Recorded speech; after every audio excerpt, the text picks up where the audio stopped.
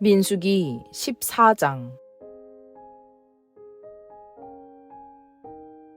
온 회중이 소리 높여 아우성쳤다. 백성이 밤새도록 통곡하였다. 온 이스라엘 자손이 모세와 아론을 원망하였다. 온 회중이 그들에게 말하였다. 차라리 우리가 이집트 땅에서 죽었더라면 더 좋았을 것이다. 아니면 차라리 우리가 이 광야에서라도 죽었더라면 더 좋았을 것이다. 그런데 주님은 왜 우리를 이 땅으로 끌고 와서 칼에 맞아 죽게 하는가? 왜 우리의 아내들과 자식들을 사로잡히게 하는가? 차라리 이집트로 돌아가는 것이 좋겠다. 그들은 또 서로 말하였다. 우두머리를 세우자. 그리고 이집트로 돌아가자. 모세와 아론은 이스라엘 자손의 온 회중 앞에서 얼굴을 땅에 대고 엎드렸다. 그러자 그 땅을 탐지하고 돌아온 이들 가운데서 눈의 아들 여호수아와 여분네의 아들 갈렙이 슬픔에 겨워 자신들의 옷을 찢으며 이스라엘 자손 온 회중에게 말하였다. 우리가 탐지하려고 두루 다녀본 그 땅은 매우 좋은 땅입니다. 주님께서 우리를 사랑하신다면 그 땅으로 우리를 인도하실 것입니다. 젖과 꿀이 흐르는 그 땅을 우리에게 주실 것입니다. 다만 여러분은 주님을 거역하지만 마십시오. 여러분은 그 땅 백성을 두려워하지 마십시오. 그들은 우리의 밥입니다. 그들의 방어력은 사라졌습니다.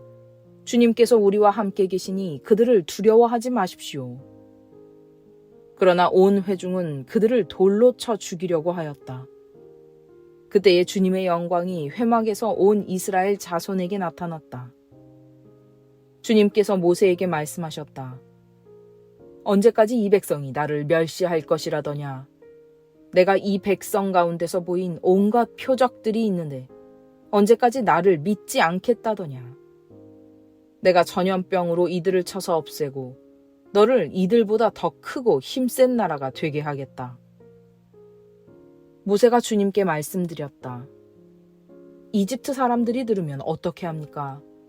주님께서는 이미 주님의 능력으로 이 백성을 이집트 사람 가운데서 이끌어내셨습니다. 이집트 사람이 이 땅에 사는 사람들에게 말하면 어떻게 합니까? 이 땅에 사는 사람들은 주 하나님이 이 백성 가운데 계시다는 것과 주 하나님이 얼굴과 얼굴을 마주하여 보이셨다는 것과 주님의 구름이 그들 위에 머물고 주님께서 낮에는 구름 기둥 가운데 계시고 밤에는 불 기둥 가운데 계셔서 그들 맨 앞에서 걸어가신다는 것을 이미 들었습니다.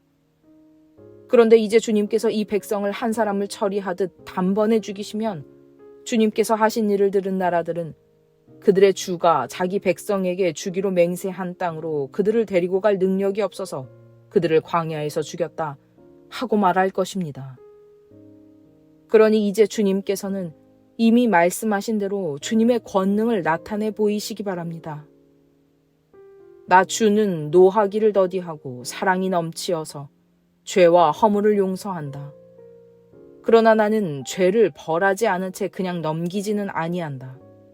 나는 아버지가 죄를 지으면 본인뿐만 아니라 자손 3, 4대까지 벌을 내린다 하고 말씀하셨으니 이집트를 떠날 때부터 이제까지 주님께서 이 백성을 용서하신 것처럼 이제 주님의 그 크신 사랑으로 이 백성의 죄를 용서하여 주시기 바랍니다.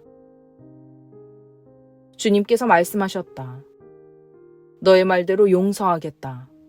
그러나 내가 살아있는 한 그리고 나 주의 영광이 온 땅을 가득 채우고 있는 한 나의 영광을 보고도 내가 이집트와 광야에서 보여준 이적을 보고도 10번이나 거듭 나를 시험하고 내 말에 순종하지 않은 사람들은 어느 누구도 내가 그들의 조상들에게 주기로 맹세한 그 땅을 못 볼 것이다.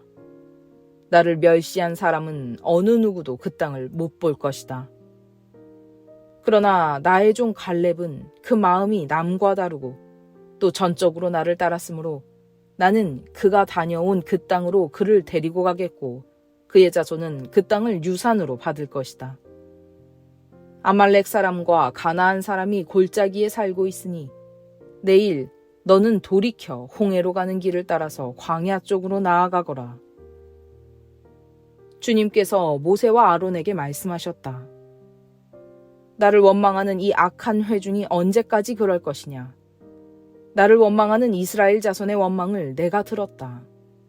너는 그들에게 이렇게 말하여라. 나 주의 말이다. 내가 나의 삶을 두고 맹세한다. 너희가 나의 귀에 들리도록 말한 그대로 내가 반드시 너희에게 하겠다. 너희 가운데 20살이 넘은 사람으로 인구조사를 받은 모든 사람들, 곧 나를 원망한 사람들은 이 광야에서 시체가 되어 뒹굴게 될 것이다. 나는 너희에게 땅을 주어 살게 하겠다고 손을 들어 맹세하였다. 그러나 이제 너희는 그 땅으로 들어가지 못할 것이다.